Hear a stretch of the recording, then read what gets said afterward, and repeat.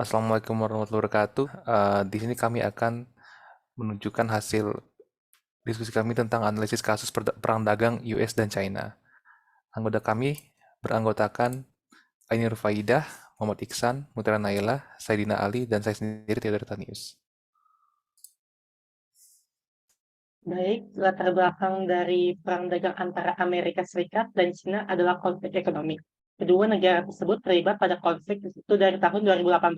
Untuk lebih jelasnya, pemerintahan dari mantan Presiden Amerika yaitu Donald Trump menyampaikan bahwa di tanggal 5 Juli 2018 mereka akan mendorong pengenaan tarif pada produk produk yang berasal dari China senilai 34 miliar US dollar.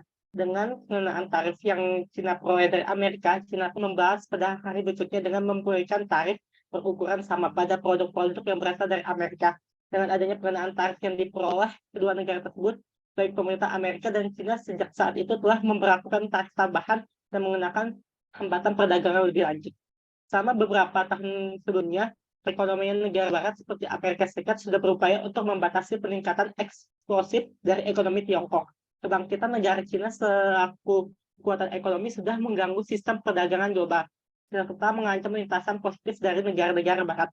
Pengenaan tarif dan hambatan perdagangan yang dikemukakan secara bersama-sama oleh pemerintah Amerika memperlihatkan kebijakan ekonomi berdasarkan proteksi perdagangan atau disebut juga dengan proteksionisme.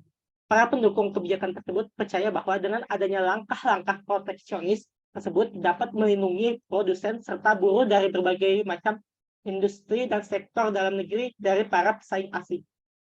Latar belakang penyebab lain dari perang dagang antara Amerika Serikat dan China adalah terdapat tuduhan bahwa industri dan politik China melakukan spionase kepada bisnis, pejabat pemerintah Amerika, akademisi, serta organisasi lainnya. Pada tahun 2017, seorang mantan direktur dari Keamanan Nasional Amerika Serikat yaitu Kate B. Alexander menyampaikan bahwa spionase dari industri Tiongkok adalah the great transfer of wealth in history. Terdapat juga tuduhan khusus dari Amerika kepada China bahwasanya China telah memanfaatkan perusahaan elektroniknya sebagai alat untuk memata-matai Amerika Serikat. Contoh dari tuduhan tersebut dapat dilihat dari RUU Pertahanan Nasional yang ditetapkan oleh Kongres Amerika Serikat di bulan Agustus tahun 2018 yang melarang pemerintah Amerika untuk menggunakan atau membeli barang elektronik seperti Huawei dan ZTE. Amerika menganggap bahwa strategi persaingan Cina tidaklah sehat. Hal tersebut dikarenakan perusahaan-perusahaan Cina mendapatkan keuntungan dari pasar terbuka Amerika. Sedangkan Cina sendiri menjaga pasarnya tertutup untuk produk-produk dan perusahaan Amerika.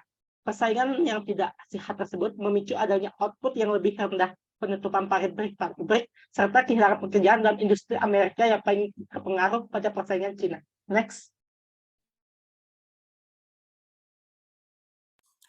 Selanjutnya lanjut kepada implikasi perang dagang Amerika Serikat dan China terhadap sektor industri Indonesia. Indonesia merupakan salah satu negara yang terkena dampak dari adanya perang dagang antara kedua negara adidaya ini. Seperti yang kita tahu bahwa Presiden AS Donald Trump telah menetapkan tarif yang tinggi terhadap barang impor dari China. Dan pula sebaliknya, China juga menerapkan hal yang sama yakni menaikkan tarif terhadap barang impor dari Amerika Serikat. Namun pada dasarnya pengenaan tarif bea cukai impor dari kedua negara tersebut berfokus bukan kepada produk-produk impor dari Indonesia. Maka dampak yang ditimbulkan oleh perang dagang ini di Indonesia tidak terlalu signifikan. Dari perang dagang ini ada pula dampak yang menguntungkan serta merugikan bagi Indonesia. Menurut hasil dari penelitian dari tim peneliti Universitas Airlangga, Indonesia bisa terkena dampak secara tidak langsung atau yang disebut juga spillover effect. Hal ini disorot dari perdagangan Indonesia-China. China adalah mitra dagang bagi Indonesia yang terbesar dan terdekat di Asia. Dan juga sebagian dari hasil produksi barang Cina membutuhkan sumber berupa bahan baku dari Indonesia. Dengan adanya kenaikan tarif di perang dagang ini, Cina tentunya akan mengalami penurunan pada ekspor barangnya ke Amerika Serikat. Dan Cina kemudian akan mengurangi produksi barang-barang ekspornya. Karena kebanyakan barang-barang ekspor Cina tersebut menggunakan input berupa bahan baku dari Indonesia. Hal ini lantas secara tidak langsung akan mempengaruhi kinerja ekspor Indonesia.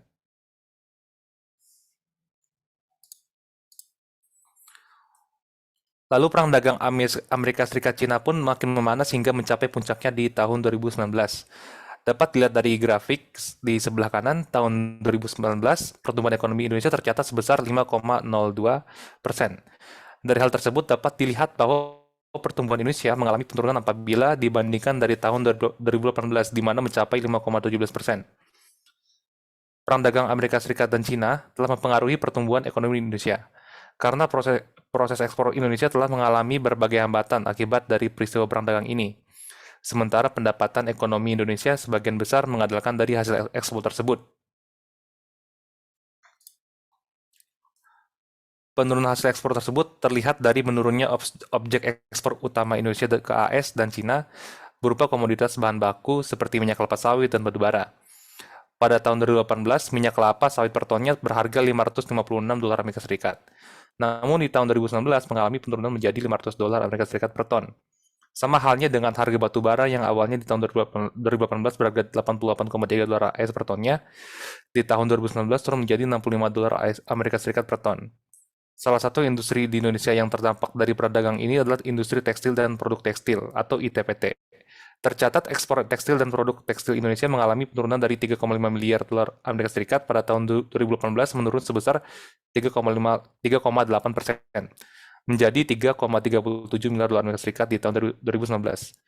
Dari segala dampak buruk yang ditimbulkan dari perang dagang AS Cina, ada sisi terang yang menguntungkan bagi Indonesia di balik perang dagang ini. Salah satunya Indonesia bisa saja mengisi kekosongan pasar dari Amerika Serikat dan China akibat perang dagang mereka. Setelah pengenaan tarif bea impor yang tinggi di masing-masing negara tersebut, tentunya mereka tidak akan bertahan lama dengan mengimpor barang dengan tarif yang tinggi. Maka AS dan Cina bisa saja mencari substitusi, yaitu negara lain untuk berdagang. Sebagai contoh, produk logam dasar dan besi baja, produk buah-buahan yang mana merupakan produk-produk perdagangan Amerika Serikat dan Cina. Jika saja Indonesia bisa memanfaatkan situasi perang dagang ini, Indonesia bisa meningkatkan pangsa pasarnya di kedua negara tersebut.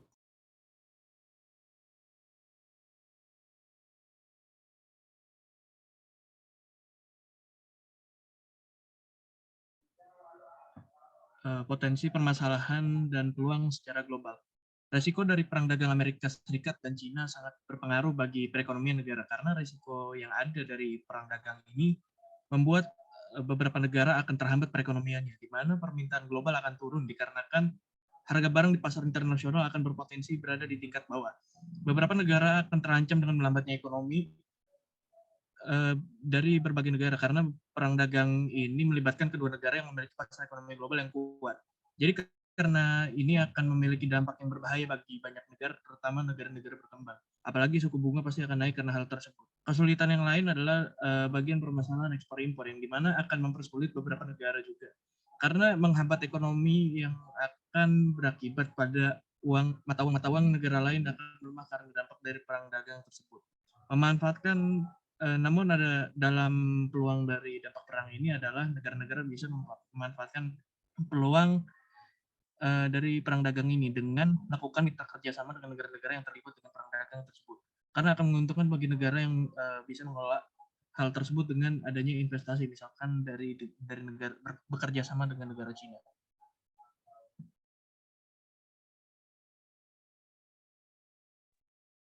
Baik, selanjutnya teori yang kami gunakan untuk menganalisis kasus ini adalah teori utilitarianism. Yang mana utilitarianisme ini adalah ide yang menegaskan bahwasanya apa yang dinilai baik itu adalah yang dapat memberikan manfaat bagi banyak orang, jika hal tersebut memungkinkan. Menurut Bentham, terdapat satu inti prinsip moral, yaitu prinsip utilitas. Prinsip utilitas didefinisikan sebagai kualitas dalam hal apapun yang dapat memberikan manfaat, kesenangan, atau kebahagiaan, atau apa yang dapat mencegah bahaya, penyakit, kriminalitas, atau kecelakaan. John S. Mill menjelaskan bahwa ketentuan moralitas terpenting adalah melakukan sesuatu untuk memperoleh manfaat atau keuntungan sebanyak mungkin. Prinsip utilitarianisme ini membuat kita menentukan tindakan yang memiliki hasil terbaik untuk banyak orang ketika memilih keputusan. Contohnya ketika membuat kebijakan publik. Namun tetap saja, sebuah kebijakan tidak dapat memuaskan semua orang meskipun ditentukan dengan mempertimbangkan manfaat yang diperoleh agar semaksimal mungkin untuk banyak orang. Dalam kasus perang dagang antara Amerika Serikat dan Cina, pengenaan tarif pada produk-produk yang berasal dari Cina memiliki tujuan agar dapat melindungi produsen serta buruh dari berbagai macam industri dan sektor dalam negeri dari para pesaing asing. Namun hal ini dinilai malah memberatkan Cina.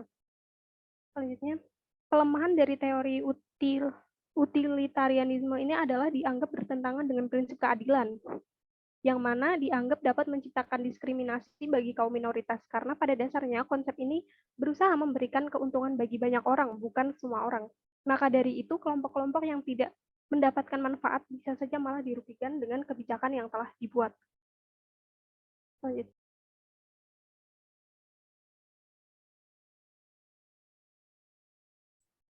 Selanjutnya adalah solusi kebijakan atau intervensi pemerintah dari jangka pendek, menengah, dan panjang. Seperti yang telah diketahui, perang dagang AS dan Cina telah terungkap dengan berbagai dampak yang menguntungkan serta merugikan bagi Indonesia. Dan Indonesia yang kini mayoritas perekonomian bergantung pada ekonomi global, terjadinya ombang-ambing dalam sektor impor dan ekspor, di mana Indonesia yang merupakan negara berkembang tentu akan merasa kewalahan terhadap perang dagang yang terjadi. Dengan ini, intervensi pemerintah untuk menetapkan stabilitas ekonomi negara dilakukan untuk sekiranya membangun peluang bagi negara dan di saat yang sama mengembalikan situasi ekonomi yang tidak stabil tersebut. Untuk intervensi jangka pendek, perlu dipertimbangkan mengenai dilakukannya peningkatan nilai tambah. Meski solusi ini bergerak untuk meraih stabilitas dan memajukan perekonomian Indonesia, namun di saat yang sama membantu Indonesia untuk dapat bersaing di pasar asing, solusi ini dapat dikatakan sebagai solusi jangka pendek karena nilai tambah yang memiliki fluktuasinya sendiri. Lalu untuk jangka menengah, Indonesia diharapkan lebih mengutamakan diplomasi ekonomi, terutama dengan peristiwa perang dagang ini, Indonesia juga perlu meningkatkan daya ekspor dan impornya. Untuk jangka panjang, Indonesia perlu melakukan kerjasama terutama dengan China yang kini sedang menempati perekonomian tertinggi secara global. Dengan kerjasama ini akan terjadi investasi yang menguntungkan karena China sendiri menempati kursi pertama pada mitra dagang dan investor terbesar ketiga di Indonesia.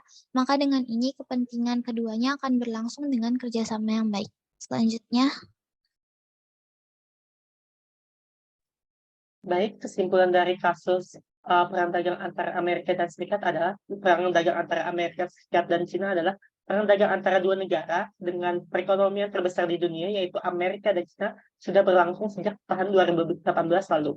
Perang dagangan tersebut berimplikasi kepada negara-negara lain. Salah satunya adalah Indonesia yang terkena dampak spillover effect. Perang dagang tersebut juga dapat menimbulkan potensi permasalahan ke negara-negara lain, seperti hanya permintaan global akan turun, yang dikarenakan harga barang di pasar internasional akan berpotensi berada di tingkat bawah.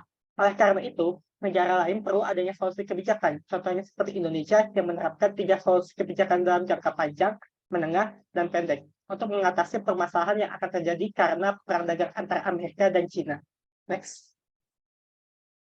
Oke, mungkin itu saja yang bisa kami sampaikan. Terima kasih.